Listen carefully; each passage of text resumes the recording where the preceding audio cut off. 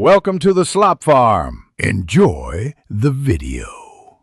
You start by verifying data relationships and creating the measures you will display. Make sure tables use correct keys because wrong joins break aggregations. Once done, build one card visual and assign the primary measure. This gives you a baseline. You should also set the data category and hide unrelated fields so the card stays focused. Doing this first saves time. Later steps rely on well-formed measures and a clean visual to combine values reliably. Now you create a combined measure that formats each value and concatenates them for display. Use format to control decimals and currency, and Unishard 10 or a pipe symbol to separate lines. This ensures readability. Once that works, add context-aware functions like switch or selected value so the card adapts to slicers or filters.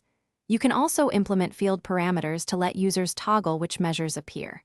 These techniques give you flexible, dynamic content inside a single card visual. Finish by polishing formatting and testing across scenarios. Resize text, set alignment, and use background contrast so values remain legible on mobile and desktop. Then publish and validate. Compare card outputs with source tables or matrix visuals to ensure accuracy.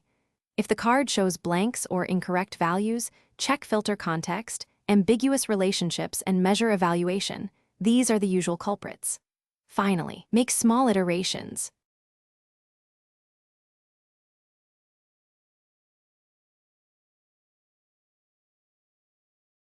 Thanks for watching. Consider subscribing if we helped you today.